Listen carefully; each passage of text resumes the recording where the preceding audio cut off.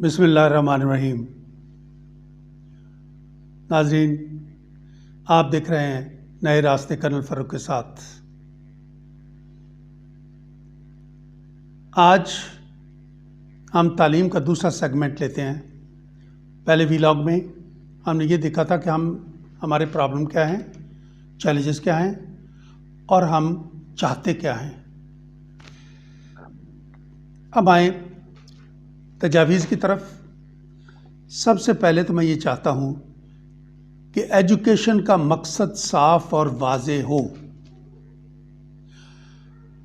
इसके लिए जो मैंने लिखा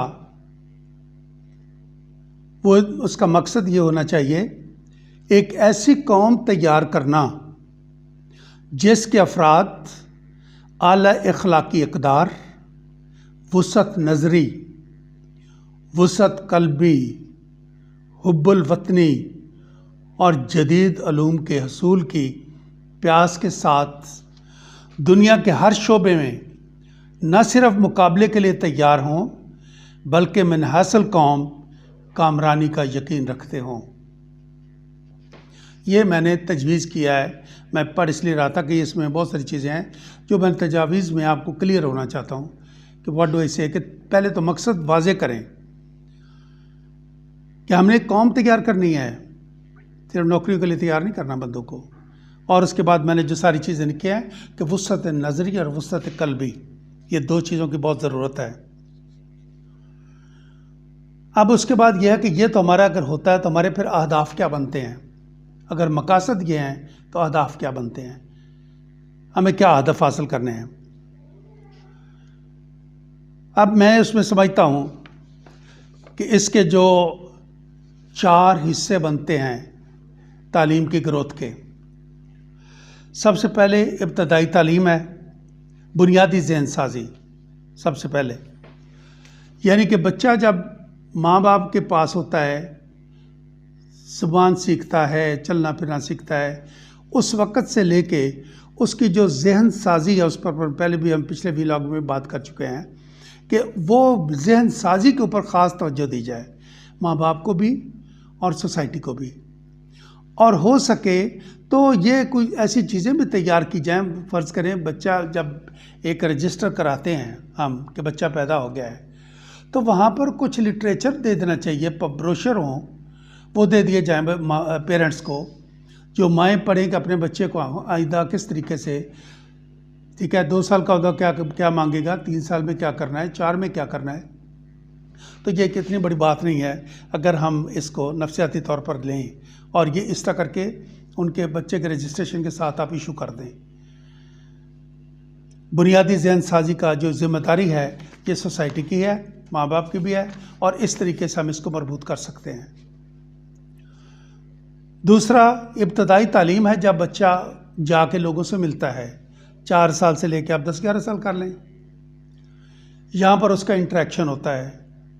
वहाँ पर हमें ज़रूरत किस चीज़ की है कि जिस तरीके उस पर नई दुनिया के राज आश्कार हो रहे हैं, वो नेट भी देखता है, लोगों से बातें भी करता है, तो क्लासें इतनी हों, इस तरह करके हों कि उनके हर बच्चे का जो ज़हनी परसेप्शन हो रही है, जो वो अकमुलेट अपने ज़हन में कर रहा है, उसको कोई वॉच कर रहा हो, उसकी बातों को वॉच कर रहा हो, उसको मॉनिटर कर रहा हो, और ये एक अच्छे उस्ताद कर सकते हैं, अच्छे बुरे की तमीज़ दे सकते हो।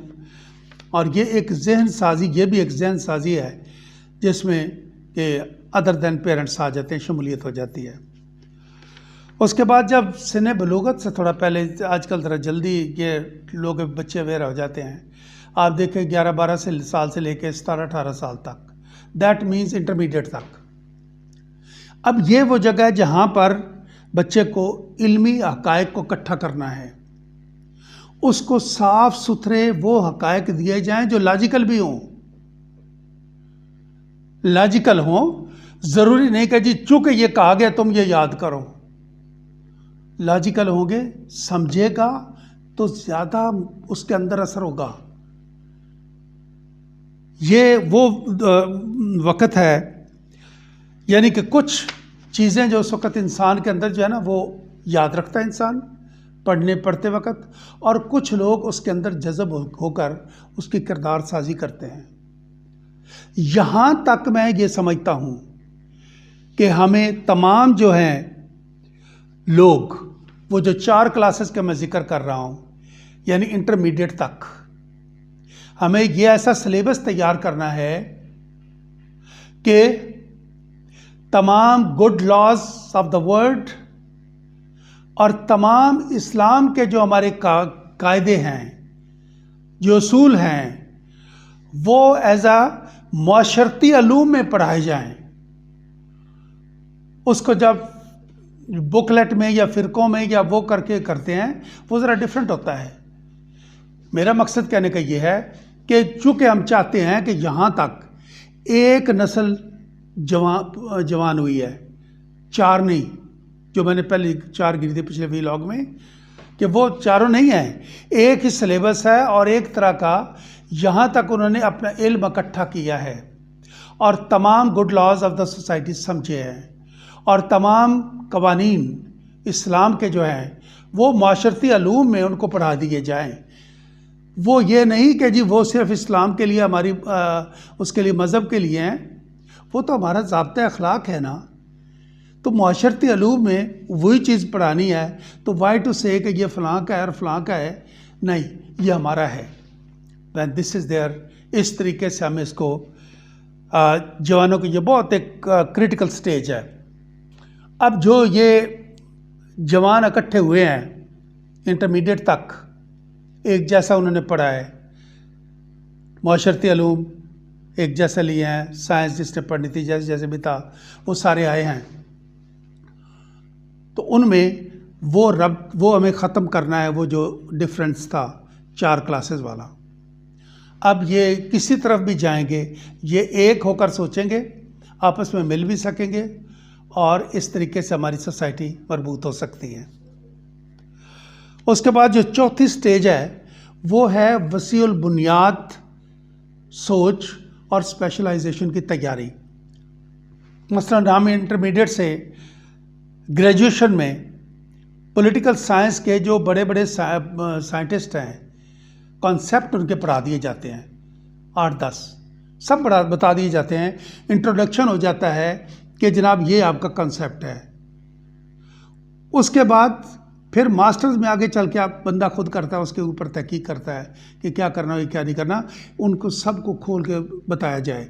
इसी तरीके मैं ये समझता हूँ इंटरमीडिएट के बाद ग्रेजुएशन में जो हमारे फ़िक़हाए हैं, इस्लाम के फ़िक़हाए, उनके मुतालिक इंट्रोडक्शन दे दिया जाए और कुछ उसमें वहाँ तक जो हम लेके आए हैं, एक स्पेशलाइजेशन कुछ करनी है लोगों ने। वो स्पेशलाइजेशन साइंस में कर सकते हैं, टेक्नोलॉजी में कहीं भी कर सकते हैं, फिज़िक्स में कर सकते हैं, ठीक है, किसी में कर सकते हैं, मज़हब में कर सकते हैं, एजुकेशन में कर सकते हैं। वो स्पेशलाइजेशन की तैयारी जो है उसके लिए बेसिक इंट्रोडक्शन बग़ैर किसी तअस्सुब के दिया जाना चाहिए। तमाम जो मकतबाए फ़िक्र हैं वो, और उनके साथ साथ ये जो थ्योरीज़ हैं ये इस तरीके से उनमें डाल देनी चाहिए। उसके बाद जब आगे निकल के बच्चा जब ग्रेजुएशन करता है, उसके बाद पोस्ट ग्रेजुएशन और स्पेशलाइजेशन उसकी मर्ज़ी पे है। अब मैं आपको ये बताना चाहता हूँ कि जो आलम बनेगा इस प्रोसीजर से निकल के, वो आलम बिल तहकीक होगा, बिल तकलीद नहीं होगा, ठीक है। वो लकीर का फ़कीर नहीं होगा, वो तहकीक करके आलम बना। जो एजुकेशनिस्ट बना वो तहकीक के रास्ते से एजुकेशनिस्ट बना। जो डॉक्टर बना वो भी उधर आया उस तरीके से करके। जो किसी और जगह पे गया, चाहे वो सोसाइटी में गया या वो गया है किसी सर्विस में गया है, लेकिन इन सब का जो बुनियाद है वो एक होगा। इनका राबता, इनका लेन देन, इनका सब कुछ वो इस तरह करके मुरतब किया जाए कि हम एक अच्छी कौम तरतीब दे सकें। इस सिलसिले में जो अब अक़दामात में सजेस्ट कर रहा हूँ वो ये तो हमारे ना क्या अहदाफ है, हमारे अक़दामात इन्हीं के साथ ही हैं। मेरा सबसे पहले ये है कि तमाम तालीमी अदारों को एक सतह पर लाने, माशरे में पनपने वाली क्लासें कम करने और नौजवान नस्ल को हम मजबूत करने के लिए हमें हकीकी मानों में एक सिलेबस पर सख्ती से अमल करना होगा। कम से कम इंटरमीडिएट तक, जैसे मैंने कहा है, ऐसे पैरामीटर्स मुतय्यन किए जाएं जिससे नौजवानों का ज़ाविया निगाह एक हो। एहतराम आदमियत, एहतराम शरीयत, ये ऐसी बुनियादें फ्राहम कर दी जाएं कि माशरती दर्जाबंदी कम और माशरती यकजहती ज़्यादा हो। ये हो सकता है। जब मैं ये बातें करता हूँ तो मुझे काले वाले आती है फ्रेंड्स वगैरह कि यार किस खपत में लग गए हो, कि आप तो एक आइडियल ऐसी पैरा कर रहे हैं जिसमें कि कोई बंदा सोच भी नहीं सकता, प्रैक्टिकल। I said no. ठीक है, ये भी सवाल होता है कि जनाब आप हर चीज़ में आप जो अपना मशवरा दे रहे हैं तो आप किस किस में क्वालिफाइड हैं। तो मेरा उनसे एक ही जवाब था कि आपके वालिद साहब कौन सी चीज़ में क्वालिफाइड थे। वो जिससे मेरी बात हुई, दोस्त है मेरा पुराना, तो मैंने कहा जी आपके वालिद साहब तो सिर्फ वो जानते थे, जिम्मेदारा जानते थे, उसके भी आजकल तहकीक करने की ज़रूरत है। तो क्या आप उनसे नसीहत नहीं लेते थे? क्या वो जो बताया वो गलत था? मैं आज गवाही देता हूँ कि मैंने जो बचपन में अपने बाप से सीखा, जो उस वक़्त के टीचर्स ने सिखाया, वो मेरी ज़िंदगी का हिस्सा बन चुका है। और उनमें प्योरिटी बहुत ज़्यादा थी बनिस्बत आज के, और हम चाहते हैं कि उसको प्योरिटी का वापस लाएं, उससे बेहतर करें। हमारी कौम बेहतर बन सकती है। हमारे नौजवानों में कुछ सीखने, कुछ करने का बहुत ज़्यादा जज्बा है। वो जितनी इनमें एनर्जी है ना, उसको हम, मेरे जैसी नस्ल जो है आजकल है, आपस में जो झगड़े में पड़े हुए हैं, इक़्तिदार के झगड़े में, ये उनको सही रास्ता नहीं दे पा रहे। तो मैं कहता हूं कि मैं as an elder person, I am saying what I feel is possible and we have to do it. मेरी दूसरी सजेशन यह है कि दरसगाहें जो भी बनाएं, जो भी स्कूल्स हैं, इंस्टीट्यूशंस हैं, इनका ज़रा सर्वे करें। ये ऐसा होना चाहिए कि बच्चा कहीं भी हॉस्टल की ज़रूरत ना पड़े, रिहायशी हॉस्टल की, वो एक दिन में वापस भी आ सके। और इस तरह करके है, बहुत चंद जगहों पे है जहाँ पे हमें बनाना पड़ेगा कोई ना कोई सिस्टम, और ये इतना बुरा नहीं है। मैं कहता हूँ उस सिलसिले में बच्चा जो है अपने माँ बाप से, अपने घर से, अपनी सोसाइटी से मजबूत रबत भी रखे, और एट द सेम टाइम दरसगाह में भी जाए, दोस्तों से और तरक्की के मामलों के भी अपना बात करें। तो इस तरीके से इनको करना चाहिए कि अभी जो हमने देखा है कि अवाइल उम्री में के जो हॉस्टल्स हैं, ये मुंतशिर कर रहे हैं दिमागों को, ख्यालों को। बहुत सारे ऐसे जाविये देखने में आए हैं। ठीक है, और ये फिर क्या होता है, जब मुंतशिरुल ख्याली होती है तो वो इस्तेसाल का सबब बन जाती है। फिर उसके बाद तालीमी अदारों में जो एक मनफी रुझान है ना, ऊंच नीच का, कोई बड़ी गाड़ी लेके आ रहा है, कोई छोटी गाड़ी लेके आ रहा है, कोई कुछ कर रहा है, थोड़ा बहुत तो रहता है, लेकिन किसी हद तक इसको ख़त्म करना चाहिए। मसलन आपको बस कल्चर फ़रोग़ देना है, एक यूनिफॉर्म फ़रोग़ करना है। दूसरी बात यह है कि ऐसा स्कूलों का एंट्री ऐसी हो कि जो शोशा के लिए जो बड़ी गाड़ियां हैं वो बाहर रुक जाएं, दूर रुक जाएं, ताकि जो गरीब अपने मोटरसाइकिल पे बच्चे को उतारने आता है उसको भी ये महसूस ना हो बच्चे को कि मैं बहुत ज़्यादा डिफरेंट हूँ। जब वो अंदर जा रहे हो तो पैदल एक एक जा रहे हो। इसको ऊंच नीच को में, मदरसों में, दरसगाहों में कम करना है। उसके बाद आज तक जब हम मतलब है कि जो हमने तारीख पढ़ी तो हम हर हमला आवर के साथ हो जाते थे। मुझे याद है बचपन में फलां ने हमला कर दिया, हालांकि वो हिंदुस्तान पे हमला हो रहा था, चूँकि हम यहाँ पर ही थे, वो तारीख इस तरह की चल रही थी। तो अब हमें उन हीरोज़ को जो तुर्की या उधर से थे, वो ठीक है बहुत अच्छे लोग होंगे, उधर से हमने तो सिकंदर आज़म को भी हीरो ही समझा ना आज तक। और इस तरीके से मंगोल आ गए, दूसरे आ गए, तीसरे आ गए। अब हमें हीरोज़ अपने देखना है। 1906 से हमारे हीरोज़ बाकायदगी से आ रहे हैं और अब हम काफ़ी पुरानी नेशन हो रहे हैं। अब हमें अपने हीरोज़ पर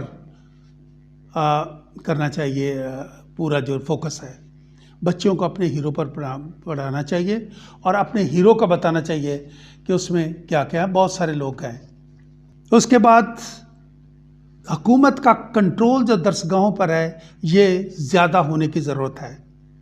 अभी आजकल क्या है, आजकल ये है कि जो तो छोटे स्कूल हैं, ये सरकारी स्कूल हैं या दूसरे तीसरे हैं या इवन मदरसे हैं, वो कुछ लोगों के रहम करम पर हैं।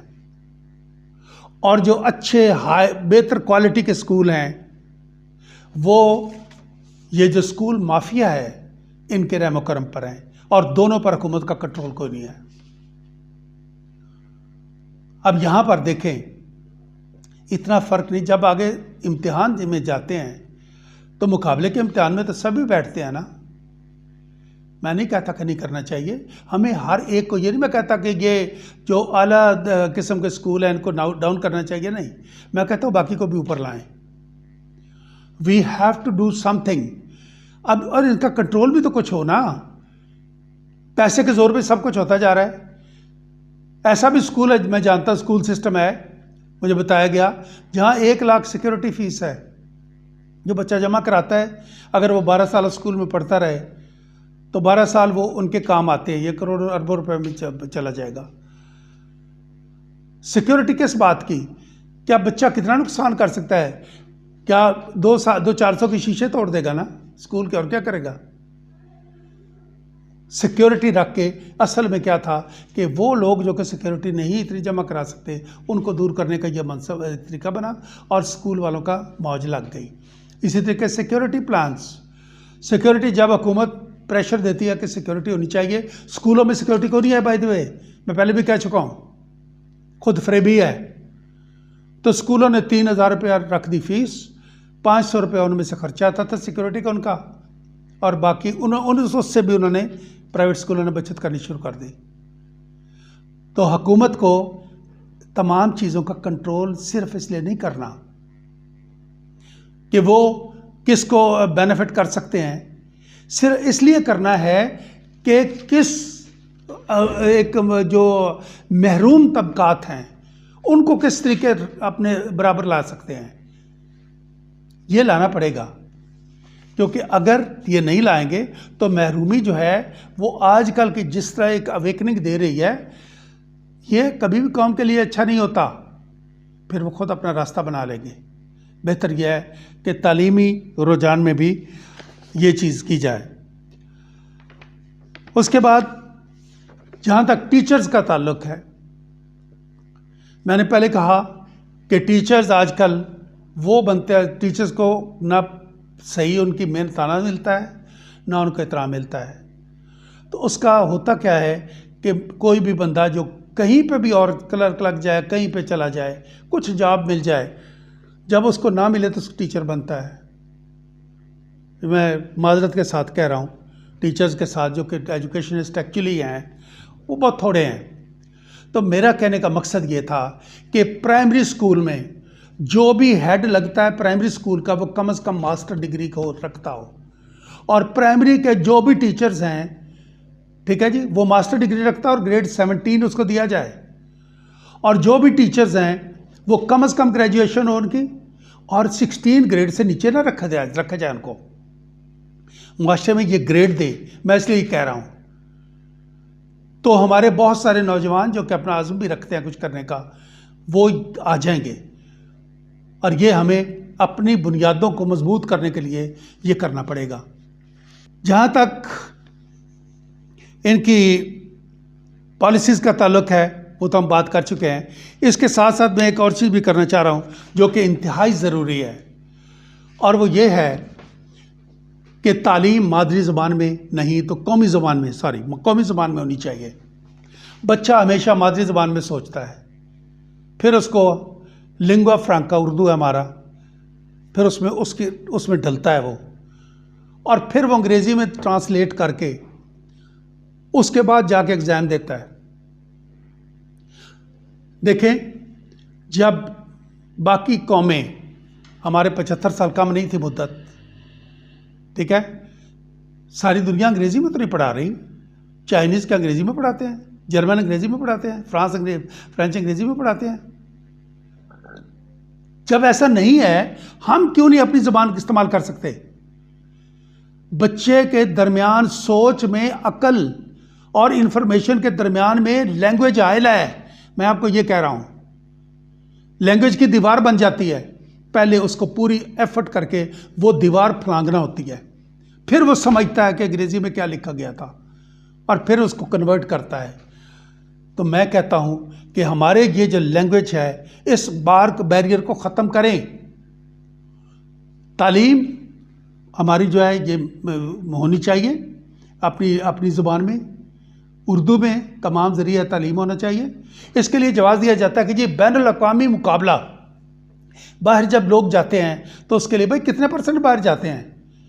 क्या बैनुल-अक़वामी मुकाबला जहाँ अंग्रेज़ी नहीं है वहाँ वो नहीं कर रहे हैं? कर रहे हैं। हमें भी उसी तरह एक कौम बन के दिखाना है। हमें ये सारी चीज़ों के लिए, मैं समझता हूँ ये बहुत सारे लोगों को जो एक्चुअली काम कर रहे हैं ना, जो जिस जगह पर इक़्तिदार के उसमें राहदारियों में हैं, उनको मेरी बातें पसंद नहीं आएंगी, और ना मैं उनके लिए कह रहा हूँ।